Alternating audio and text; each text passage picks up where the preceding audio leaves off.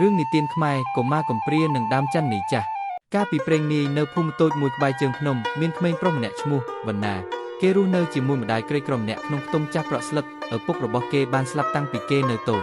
ម្ដាយវណ្ណាខិតខំធ្វើការរាល់ថ្ងៃទោះហត់ប៉ុណ្ណាក៏ដោយពេលខ្លះអ្នកម្ដាយអត់បាយខ្លួនឯងដើម្បីទុកអង្ករឲ្យកូន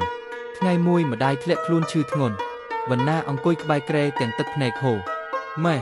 ខ្ញុំធំឡើងខ្ញុំនឹងរកលុយឲ្យម៉ែរស់ស្រួលម្ដាយញឹមតិចម៉ែមិនចង់បានមាសប្រាក់ទេម៉ែចង់ឃើញកូនក្លាយជាមនុស្សល្អមិនប៉ុន្មានថ្ងៃក្រោយម្ដាយរបស់វណ្ណាក៏បានលាចាកលោកក្មេងប្រុសតូចម្នាក់នៅតែម្នាក់ឯងក្នុងខ្ទមស្ងាត់រាល់ល្ងាចវណ្ណាតែងដើរទៅអង្គុយក្រោមដើមចន្ទចាស់កន្លែងដែលម្ដាយធ្លាប់អង្គុយត្បាញកន្ទក់គេយំរាល់ថ្ងៃម៉ែខ្ញុំនឹកម៉ែណាស់ឆ្នាំមួយកន្លងផុតទៅវណ្ណាខិតខំធ្វើការទៅកាប់អុសទៅស៊ីឈ្នួលគេដើម្បីរស់ថ្ងៃមួយមានលោកតាចាស់ម្នាក់ដួលសន្លប់ក្បែរផ្លូវវណ្ណាប្រញាប់ជួយដោយមិនគិតពីខ្លួនឯង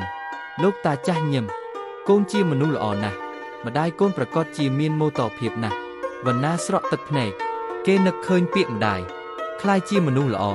ច្រើនឆ្នាំក្រោយវណ្ណាក្លាយជាមនុស្សល្អនឹងចិត្តសប្បុរសក្នុងភូមិតែរាល់ពេលឃើញដើមចន្ទចាស់គេនៅតែនឹកម្ដាយដដែលព្រោះរបួសខ្លះមិនដែលបាត់ទៅតាមពេលវេលាឡើយ